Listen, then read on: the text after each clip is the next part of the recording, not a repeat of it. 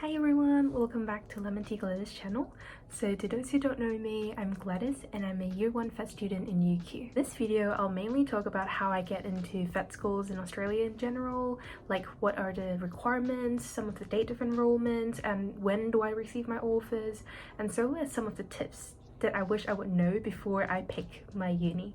Requirements. So let me first talk about overall what you really need to prepare to send to all the different Phet schools for your enrollment. So first would be your high school results or your public exam results in your own home country. And second would be some of the IELTS tests if you're not an English speaker. So you need to get usually all band 7 to meet its English requirement. And third of all would be a Casper online test, which is applicable to a few different Australia Phet schools. Or some of them, they'll require an interview or a questionnaire to fill in instead. About academic requirements, so there are so many different minimum requirements in different Phet schools. And in general, for Hong Kong DSE, if you can get a best 5 of 24 or above, you can probably enroll for all different Phet schools. But for UQ, it will be 24, for University of Adelaide and Sydney, it will be 22, and for Melbourne, it will be 20. Another thing to add on is that you need to have usually biology and chemistry as your 2 electives, and also a additional math, so equivalent to M1 and M2. But if you don't have all this, it's still fine if you have enrolled for a TAFE course, which is an education provider in Australia, and you have to take their additional maths or biology or chemistry, so to compensate for the course that you didn't take in high school. So for me, I didn't take M1 or M2, so I need to spend my whole summer to finish that course, and it's not really that hard, I think. If you have background knowledge about maths, and they will also provide you all different e-learning resources, so you can kind of easily complete it, and just find some of your buddies to help you. Just like me, I find my high school teacher and also one of my best friends, because she's super good at maths and she studied all additional stuff of maths, so she can help me through, and yeah, and I get through it. So next would be IELTS. So you need to get all band 7 or above. So that means for the 4 components, reading, writing, listening, and speaking, you need to go all 7 out of 9. So even if overall you get an 8 out of 9, but you got one component that's 6.5, you'll still doesn't meet the requirement. So some people think that it's really tough to get that, and they'll choose other methods instead. And some examples would be TOEFL and a Cambridge test. I'm not sure what it is, but people said it's generally easier. So if you can't attempt IELTS, just try out the all different alternatives. And for Hong Kong DSE, some of the uni, for, as I remember, it's University of Melbourne, if you get an English 4 or above, then you just don't have to take all the other internationally recognized tests. And yeah, that's for English related stuff if English is not your mother tongue. And then it will comes to Casper, which is a test that I don't really like, because for me it's really stressful, because you have to be speaking in front of the camera sometimes, and you just got a minute to prepare for a 3 open-ended question, and I just find it a little bit rough because of the time, and it's all about different ethics stuff, which you really need to think about how to incorporate all different components that you think would be relevant as a Phet. So some examples would be professionalism, empathy, or just being friendly and nice to your colleagues in general, and you have to incorporate this component into your answer. And those questions, those scenarios, may not be something that you have experienced before. So some of the examples would be your colleagues is having a pregnancy leave, and I'm okay, I haven't even have a partner and I don't even know all of this, then how can I answer that? So that's my struggle in the Casper. But yeah, some people prepare for it, and I did beforehand, but if I were you, I would recommend not to study that much, because like the more you prepare, the more you'll feel concerned about it. So I think it's more a test that tries to see if you're really a person that suits this career. So just be yourself, really be genuine, and answer as much as you can, as much as what you can think of. Try to structurize your answer a bit. Then I think that would be the best attempt to take a Casper test. And about all the tests, when can you take it? So it will be around July or June to December. So like they usually have a test each month. So if I were you, again, I would recommend you taking it earlier in the year. So because a lot of different spots for vet schools are first come first serve basis, so the earlier you meet all the requirements, the earlier you can accept the conditional offer for the course. So that's my tips. And about different other requirements, so for UQ it's more easier. You don't need additional work experience with animals, but for University of Adelaide and Sydney you do need it. So it's more complicated for Adelaide in my opinion, because you have to complete an online questionnaire about like all your leadership stuff that you have done maybe in your high school, or some of the animal related experience. And then if they think you're applicable, and they will put you into an interview. So it's an online interview for me, which I take it in around June. Yeah, because like I enrolled it for the first round, so I had the interview earlier in the year.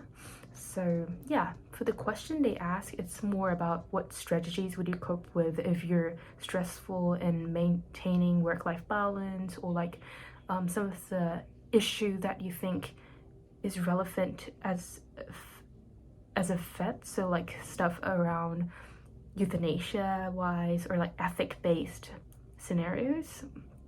And the third question for me is like, what do you do as a team, like some of the strategies that you would work for, and some of the bad experience you had working as a team, and how do you cope with it. So yeah, some kind of questions like that. For University of Sydney, it would be an online form that you have to complete, which is about your work experience around animals. So yeah, the name of it is called like a commitment statement. So you need at least 5 days working in a animal related industry. So you can do easily as like in dog shelters or cat shelters, or you're working in a farm for a few days, or a clinic, job shadowing a vet. So these are something that you have to complete before enrolling for Sydney Vet School.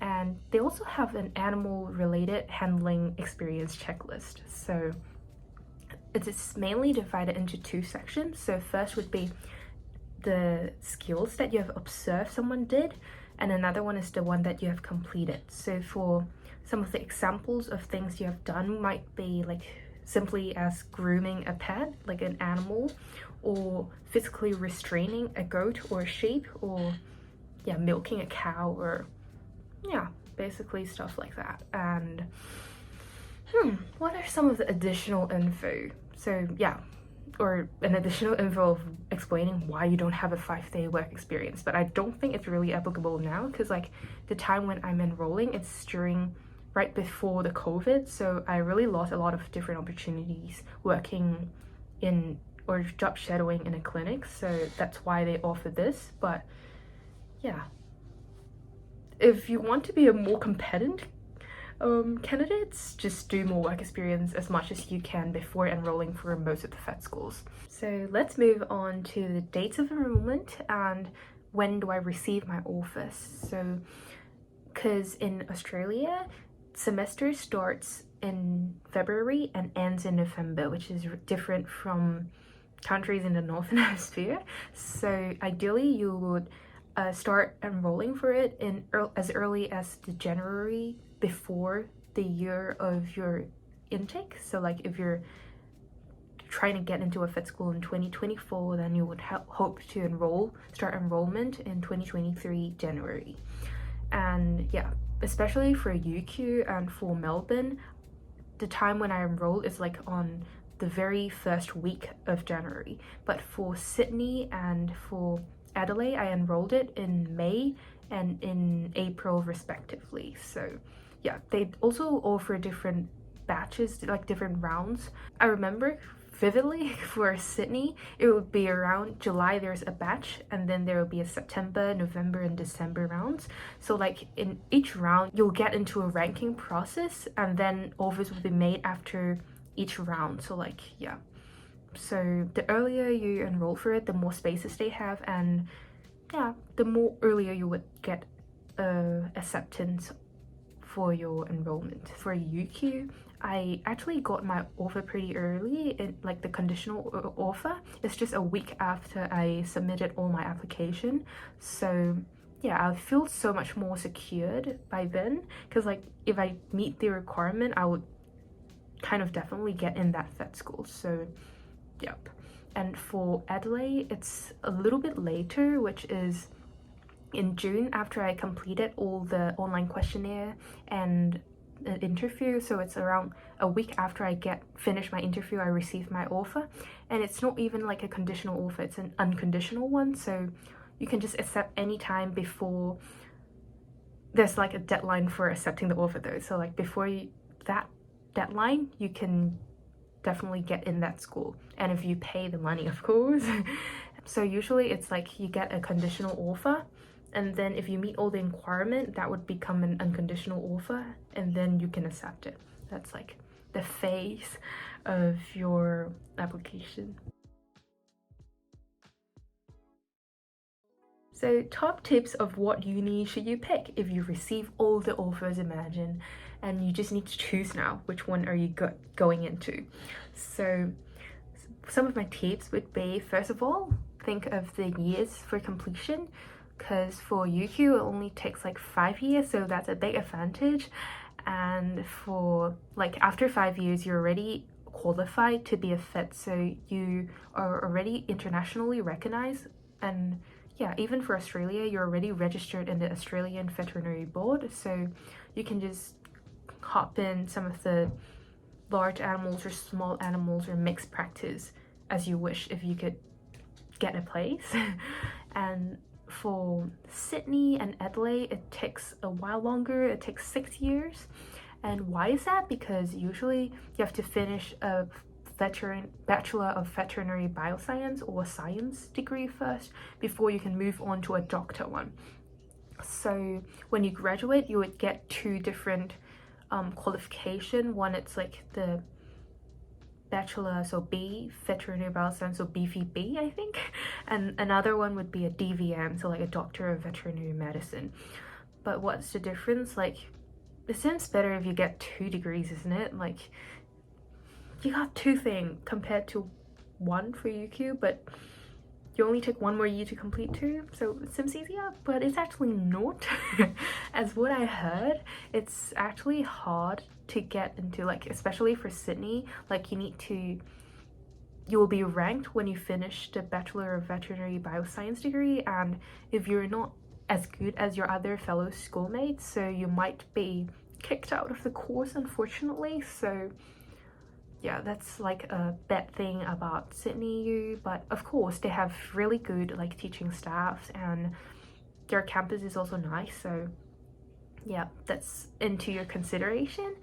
But for Adelaide, like some additional thing would be like it's a 6-year course, but you're guaranteed to get into the Doctor of Veterinary Medicine if you pass all the exams, so that's an advantage.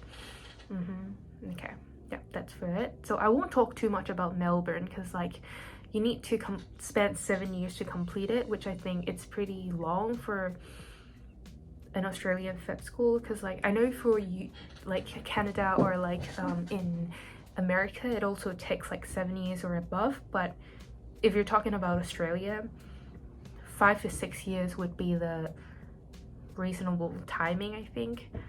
Second would be the campus environment. So that's a big consideration for me, because I prefer somewhere that's like a countryside, it's quiet, and it's far from city. Like that's the thing that I wish I could be in. So I picked Queensland, because like UQ campus is in Gatton, and it's like around an hour away from Brisbane, so it's really a secluded spot.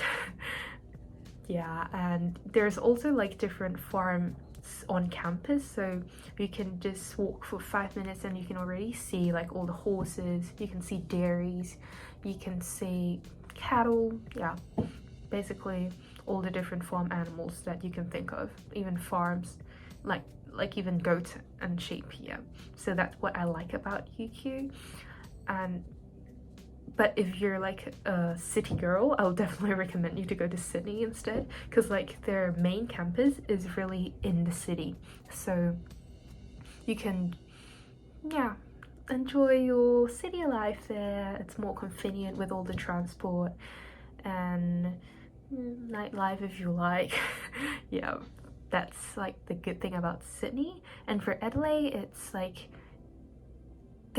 as I heard, there's 2 campuses, and one of it is called like Rose something campus, and it's also like around 45 away from the CBD. So yep, just think about that and making your decisions. Another thing would be the cost of living. So in UQ it would be pretty, not cheap, but it will be cheaper than living in city, obviously, because even if you're living in halls, when I compared like all the rates of living in city, you can get your food, room, and all the electricity included in UQ Gatton in around $426 per week.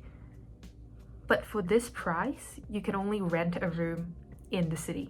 If you really live in city in Brisbane, you would need to take like an hour transport if you're driving a car, but if you're taking like public transport, it will take like 2 hours to get here, like an hour and a half to 2 hours. So yeah, that would be the part that's hard if you're a city kid but you want to study in UQ. And yeah, when you talk about cost of living, think about Sydney. Sydney is a more city area, so everything's generally more inflated. That's the thing. Okay, third of all, so let me talk about the course structure. So this is something that I wish I had looked into more before I enrolled for vet school, but luckily, because like UQ, they got 5 years of degree, so in the first semester, they already integrate a lot of animal-based studies inside, like in semester 2, we already start learning all about anatomies, and like this year now, I'm already learning all the locomotory muscles, and we also learned something about the digestive anatomy, and we have an animal management course which you can physically restrain in animals, and like you train yourself to be safe when handling animals and livestock. So I think that's a good part about if you want to get into the vet stuff immediately when you finish high school, or when you finish another degree and you get into this degree, that's what you could be offered in the first or second semester, like your first year in vet school. But for Sydney or in Adelaide, in general, the first year it would be mainly about science-based stuff, so like biology, chemistry. So to consolidate all your knowledge learned from high school and add something on top of it, it would be good if you didn't really if you have been graduated for a while and you want to solidify all your base knowledge. First of all, I would think about all the scholarships available. So because especially for international students, there isn't a lot of scholarships available, especially also for vet students. But as I know, for UQ, we got a Destination Australia scholarship, and it's about like if you live in a more rural area in Australia, the government would just give you some money. That's really attractive, isn't it? So for me, I enrolled for like the international kids one, and you could get like around 15,000, 15k per year, and it depends on like how much they give, like how many years would they offer you that scholarship. And for me, they allocated 2 years for me, so I would get 15k for 2 years to help my cost of living.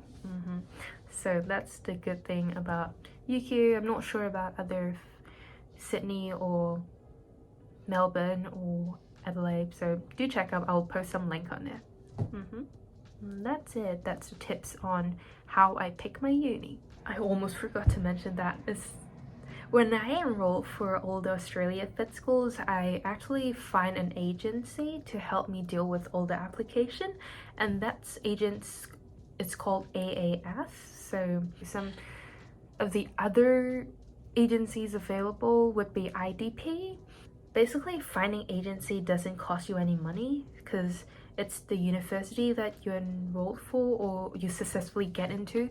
They would pay the agency back for some of their money. So yeah, it's free of charge, so why not use it? They help you a lot in monitoring your progress and help you contact some of the schools for extra information. It's so much more easier to let someone do it for you than you enrolling all for yourself, because like it's different from UK where you can just use UCAS and you can just use that platform to enroll for all different unis, but for Australia you can't do that. You have to apply it individually, so it would take up a lot of time, and yeah, especially when you're preparing for a public exam, you wouldn't want to do that. So just find an agency to help you. Yeah, hope that all this helps, and bye bye.